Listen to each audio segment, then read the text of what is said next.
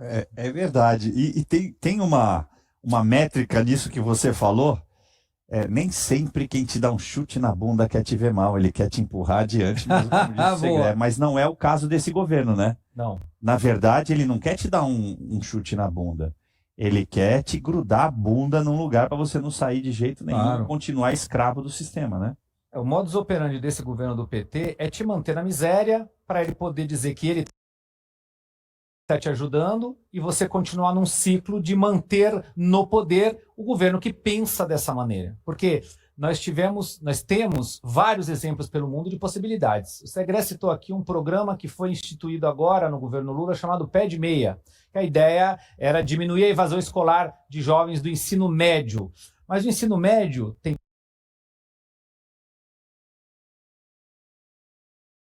baixa qualidade, as escolas públicas brasileiras têm baixa qualidade, até no ambiente escolar, fisicamente falando, e você termina o ensino médio preparado para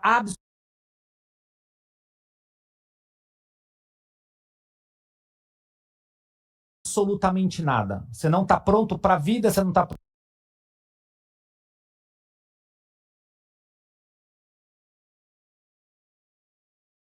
pronto para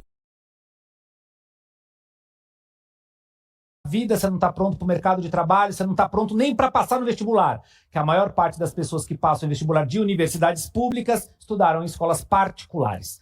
Então você tem um ensino médio completamente defasado. Se você pegar um exemplinho ali, por exemplo, do modelo dual alemão, onde você faz o ensino médio concomitante com o ensino profissionalizante, então você fica alguns dias na escola estudando teoria e alguns dias você fica na empresa, que é uma parceria governo-empresa, onde você vai para a empresa, na prática, ter a atividade acadêmica, ou seja, aprender aquela profissão na prática. É um programa alemão que funciona na Alemanha, que talvez seja um dos responsáveis pelo mais baixo índice de desemprego do jovem alemão.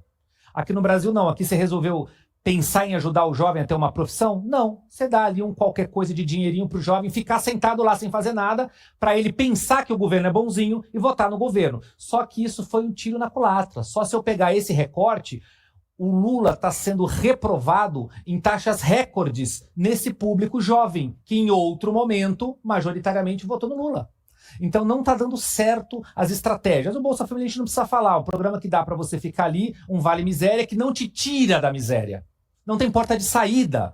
É um programa que é importante você ajudar as pessoas que estão precisando no momento em que elas estão precisando comer. Mas você tem que mostrar a saída, seja através de um emprego, seja através de uma profissionalização, dessa pessoa empreender e montar o seu próprio negócio, que hoje é um dos maiores desejos de quem mora nas periferias das grandes cidades e de quem mora no interior do Brasil. Empreender, montar o seu negócio, crescer. Enfim, infelizmente, esse modelo, infelizmente não, felizmente, uma parte da população está percebendo que este modelo socialista, pseudo-socialista do governo da esquerda no Brasil, de tentar te dar um dinheirinho para te manter dependente, não está funcionando. E as pessoas estão começando a perceber que os caminhos são diferentes. Eu espero que nessa eleição isso fique claro. E pelos indicativos das pesquisas, parece que a população está percebendo. Ainda temos um percentual de pessoas com menos renda, com menos acesso à informação, infelizmente, que ainda acreditam que o Lula é o pai dos pobres. Mas ele é o pai dos pobres porque ele mantém os pobres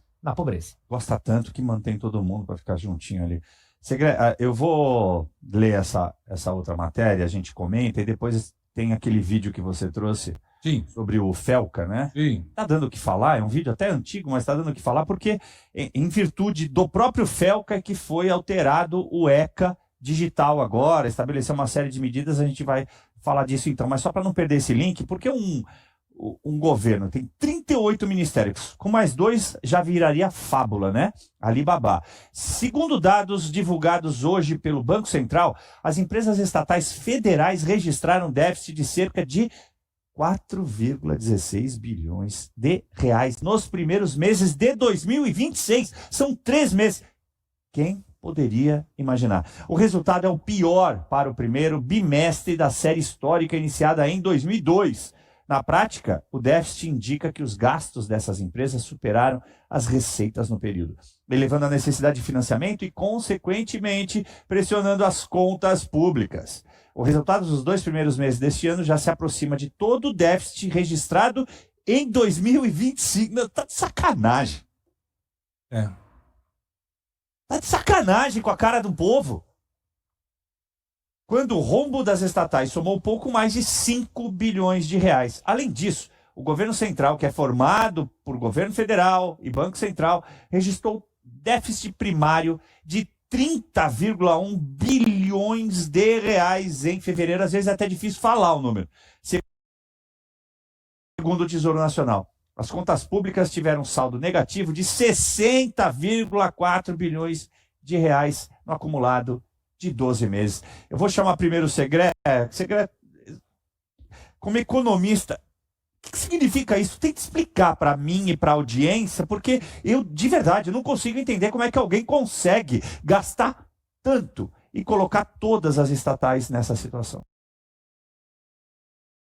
É fácil a explicação e vou agregar um pouco mais de terror na informação, porque essa informação é parcial e os dados reais são piores ainda e vou explicar por quê. Não tem coisa mais fácil que você gastar dinheiro que não é teu. Não tem controle.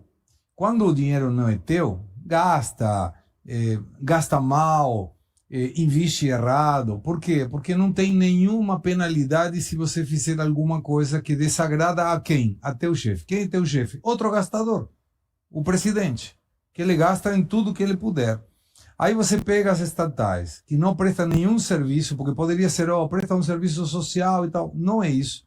Foram mal administradas porque colocam pessoas que não sabem a conduzir empresas que não têm como ser conduzidas por alguém que não sabe. Então você vê que o desafio é tentar melhorar, mas cada dia é pior, cada ano é pior, cada indicador é pior. Quando você pega as informações do déficit fiscal, na época em que o governo assume, foi feita a PEC da transição. Essa PEC da transição, junto com o arcabouço fiscal, modificou a estrutura de gastos do governo federal e dos governos vinculados a governo estaduais, e isso empurrou também as prefeituras. Como era até esse momento? O orçamento do ano anterior, mais a inflação do ano anterior, o governo não poderia gastar mais desse valor. Pronto. E a arrecadação? Se arrecadava mais, melhor, porque sobrava mais dinheiro. O governo do Bolsonaro deixou dinheiro em caixa. O governo do PT colocou essa PEC da transição, colocou o arcabouço fiscal, e não vou me estender, mas para explicar corretamente. Esse arcabouço fiscal cometeram um erro. Eu acho que não foi ingenuidade. Foi burrice mesmo dos legisladores. Não colocaram uma vírgula dizendo lei de responsabilidade fiscal. O que equivale a falar isto? Se não era respeitado, não acontecia nada. E não foi respeitado. O arcabouço fiscal estabelecia 2023 déficit foi gigantesco, 2,12% do PIB. É uma paulada de dinheiro. Para que em 2024 seja equilibrado, em 2025 superávit de 0,5% do PIB, 2026 1% de superávit do PIB. Não aconteceu e não acontecerá. E qual é a penalidade por não ter acontecido? Nada. E aí vem a pior parte da informação. Esse déficit fiscal, o primário, que arrecadou, gastou, sobrou ou não sobrou. Com o governo do PT não sobra nunca. Caivano nunca teve tanta arrecadação na história do Brasil. Ou seja, se a arrecadação é recorde e o déficit continua, o gasto também é recorde. E se está gastando, não investindo, gastando em coisas que não agregam nada nos serviços essenciais da população. A dívida aumenta. Por que aumenta? E aumenta muito mais que o déficit. Porque tem, por exemplo, precatórios. Não entra na conta, mas alguém tem que financiar, porque o governo está pagando. Tem a questão do Rio Grande do Sul na época. Sim. Não entra na conta. Pé de meia, uma parte, não entra na conta. Então você vai colocando que esse valor de 30 bilhões de déficit é mentiroso. Porque você tem um monte de coisas que você está gastando, que você está financiando como Estado e que a dívida vai lá chegar na frente. O Brasil, pela primeira vez, passou dos 10 trilhões. 10 trilhões. São basicamente 2 orçamentos geral de dívida. 2 trilhões. Quanto que paga isso com uma taxa Selic elevada pela culpa do governo? Mais de 1 trilhão de déficit nominal. são 750 bilhões, é muito número, que o governo paga de juros todo ano. Sabe quanto daria isso? O déficit da moradia brasileira hoje são 6 milhões de moradias. Com o que paga o Brasil de juros somente um ano, daria para construir 2,5 milhões de moradias. Em 2 anos e meio, você resolveu o problema da falta de moradia. Tem 100 milhões de brasileiros que não têm acesso ao saneamento básico. Com esse valor de juros que o governo petista paga por incompetente, daria para colocar 35 milhões de pessoas por ano. Em 2 anos, 3 anos já resolveu o problema de saneamento. Todo o Brasil teria saneamento básico. Olha como seria bom se esse escalabro de governo fizesse as contas bem. Mas não vai resolver. Vai continuar, o déficit vai continuar, o déficit nominal vai continuar, os juros vão continuar elevados e a pessoa vai falar, não, mas eu quero ajuda social. Deixa comigo que eu te cuido. Baboseira.